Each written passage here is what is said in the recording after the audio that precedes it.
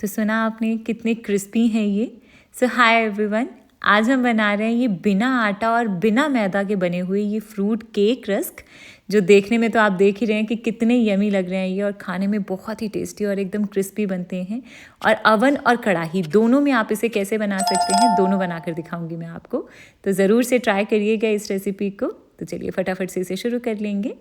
तो आज के इस बिना मैदा और बिना आटा का जो रस्क हम बना रहे हैं ना, इसके लिए सबसे पहले हम लेंगे 1 कप जितनी सूजी।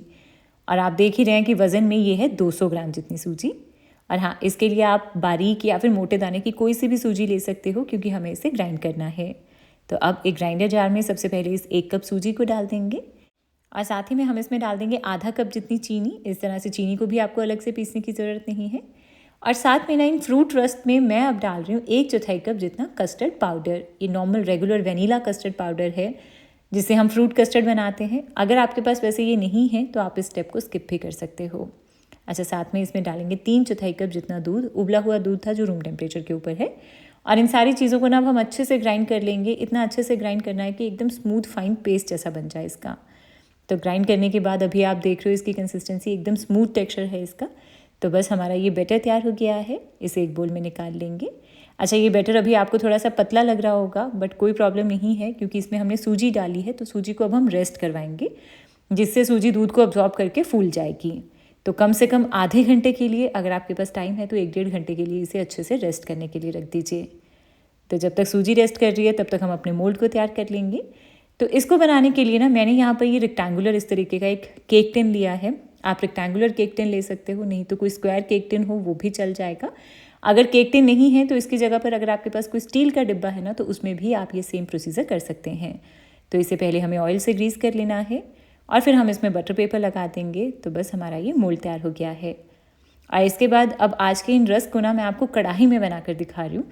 तो इसके लिए मैं कढ़ाई को गर्म होने के लिए रख रही हूँ, जिसके लिए ना आप कोई भी बस मोटे तले की कढ़ाई लेकर इसमें नमक डाल लो, और फिर कोई भी स्टैंड रख दो। नहीं है तो किसी प्लेट को उल्टा करके भी रख सकते हो, और इसे ऊपर से ढक देना है और मीडियम फ्लेम के ऊपर इसे 10 मिनट तक गर्म हो जाने देंगे।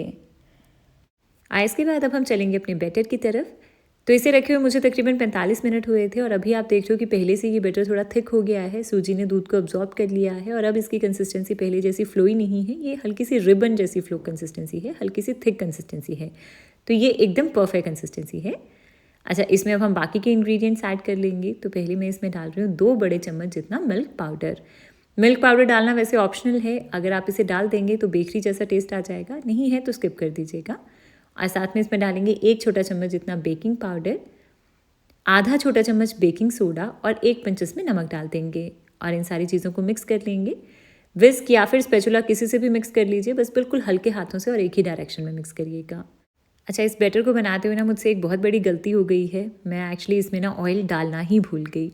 तो मैं इसमें अभी डाल रही हूँ ये 1/4 कप ऑयल। प्लीज़ आप ऐसी वाली गलती मत करिएगा, क्योंकि बाद में ऑयल डालने से ना आपकी हमेशा ओवर मिक्सिंग हो जाएगी।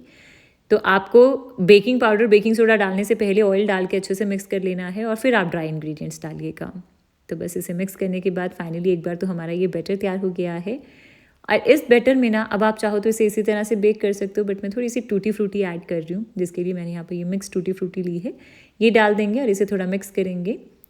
अच्छा, अब इन फ्रूट केक को, यानी कि ये फ्रूट रस को एकदम मार्केट जैसा फ्लेवर देने के लिए ना हम इसमें ऐड करेंगे कोई फ्रूट एसेंस, जिसके लिए मेरे पास आज यहाँ पर ये मैंगो एसेंस था, तो 1 छोटा चम्मच मैं इसका ऐड कर रही हूँ।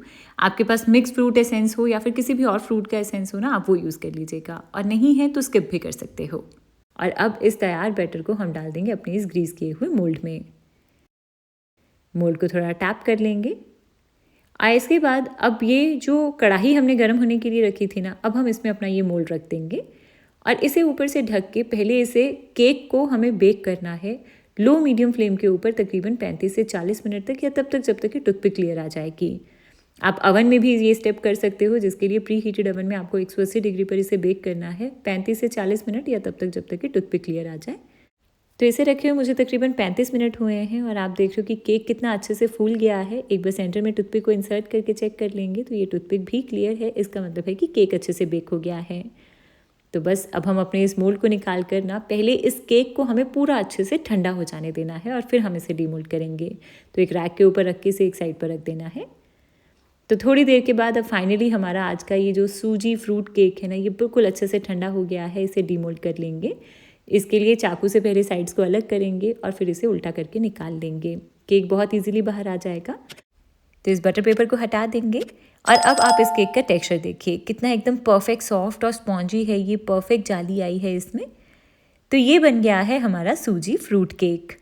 तो चाहो तो आप इसे एज अ केक सर्व कर सकते हो, बट मैं इसे आज बना रही हूँ फ्रूट केक रस्क। तो करना क्या है इसके लिए, सबसे पहले हम इसे मनचाही स्लाइसेस में कट कर लेंगे। अच्छा, ये वाला जो सूजी केक है ना, इसे आप एज ए ड्राई केक अपने टी कॉफ़ी के साथ एंजॉय कर सकते हो। ये बहुत टेस्टी लगता है। और अगर मेरी तरह केक रस्क बना रहे हो तो आगे की रेसिपी फॉलो करिएगा। और इसके अंदर का टेक्सचर भी देख रहे हो आप, कितना एकदम परफेक्ट टेक्सचर है ना इसके अंदर का। अच्छा, अब इस केक से हमें केक रस्क कैसे बनाने हैं, उसके लिए ना सबसे पहले हम लेंगे एक मोल्ड। मैं कढ़ाई और अवन दोनों में आपको बनाकर दिखा रही हूँ। तो कढ़ाई के लिए मैं इस तरीके का ये स्क्वायर 7x7 इंच का एक एल्यूमिनियम मोल्ड यूज़ कर रही हूँ और अवन के लिए मैं यूज़ कर रही हूँ ये एल्यूमिनियम ट्रे।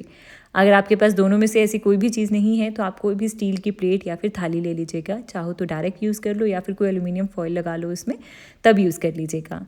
तो करना क्या है कि ये जो केक की स्लाइसेस हमने बनाई है ना, इसे हम अपने इस मोल्ड में इस तरह से अरेंज कर देंगे। और इसके बाद ना अब हम इसे एक बार फिर से बेक करेंगे। तो इसके लिए मैंने कढ़ाई को फिर से उसी तरह से प्री हीट यानी कि गर्म करके रखा हुआ है। कढ़ाई हमारी हल्की सी गर्म है। तो इस गर्म कढ़ाई में वापस से इस मोल्ड को अब हमें रख देना है और इसे ऊपर से ढक के बिल्कुल लो फ्लेम के ऊपर अब हम इन्हें बेक करेंगे। तकरीबन 15 से 20 मिनट तक हम इसे पहले एक बार बेक करेंगे, यानी कि तब तक बेक करना है जब तक कि नीचे की जो साइड है ना रस की, वो गोल्डन ब्राउन हो जाएगी।